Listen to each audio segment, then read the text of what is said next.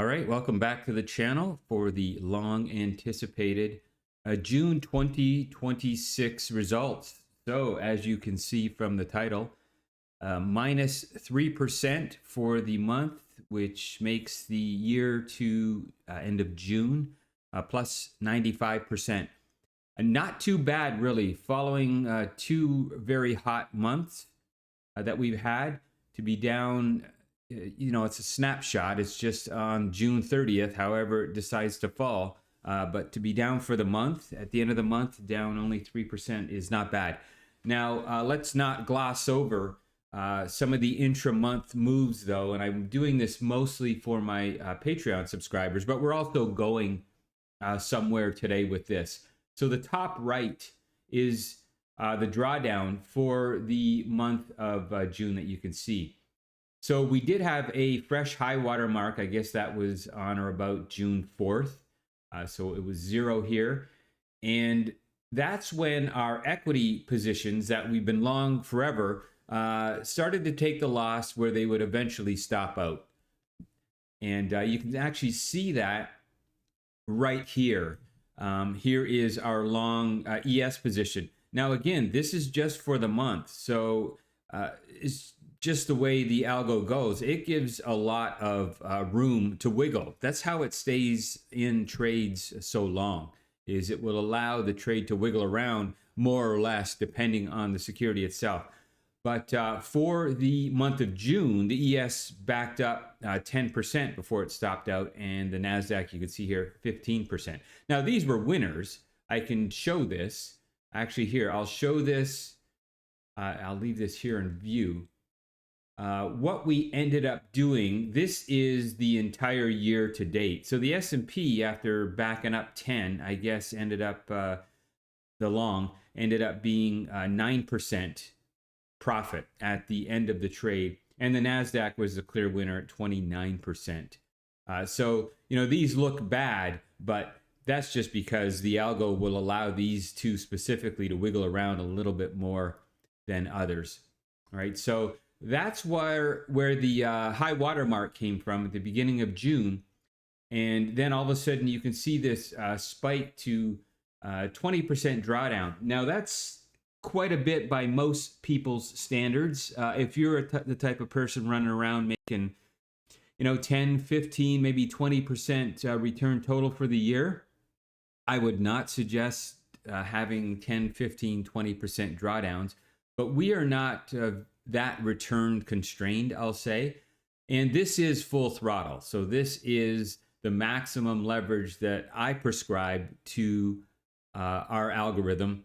And again, that's running somewhere around 1/8 or so of the Max Kelly or the Secure F.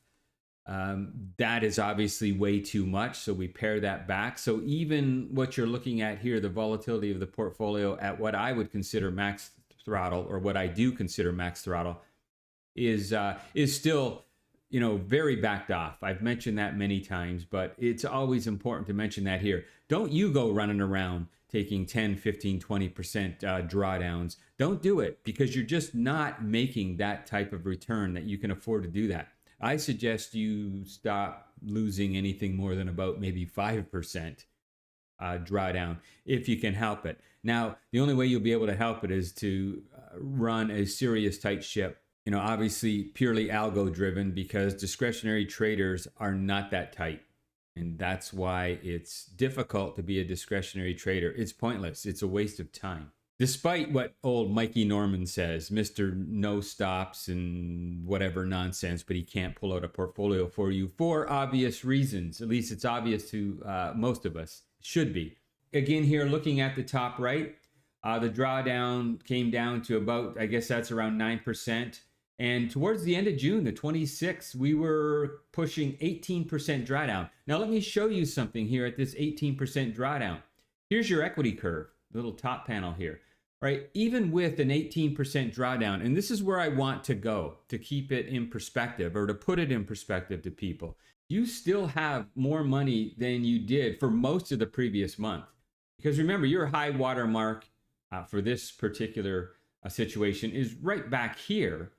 And your drawdown again, at 18%, still has you with more money than you had in the previous month. We'll just put it that way. So when you put it in perspective like that, that's something that you really got to think about and work your mind through, because when you're looking at these things and trying to prescribe some sort of risk level to it, and you see something like 15-20% drawdowns, you're going, I don't think I can really handle something like that, because you got to be realistic about it. The reality is, when you're looking at what your portfolio value is, even with drawdowns like that, it's typically a larger amount than the previous 3, 4, 5, 6 weeks. So the drawdown doesn't feel as bad as it is, because you get these big spikes where most people would have been long out since then, or you get that spike and you realize, wow, my portfolio just went up a lot, and you didn't take it. And the algo, my algo, is not going to just take it. It's going to sit and wait, because it's going to expect more down the road. Sometimes it happens, sometimes it doesn't. When it doesn't, you stop out. You get that drawdown from that one-day spike that wasn't realistic to take anyways, at least not regularly.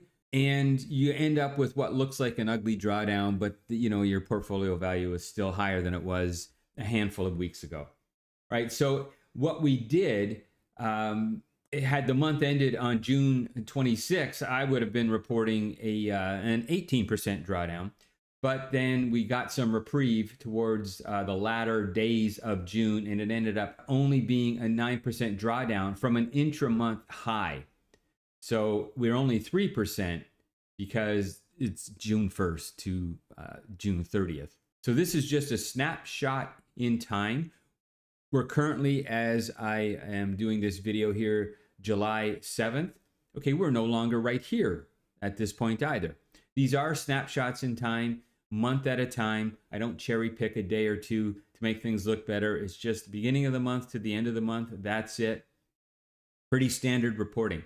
And you can see here, because take a look down here. This is for the entire year of 2026. You can see the drawdown here back in March was approaching, I can do it here for you, 17th of March, 29%.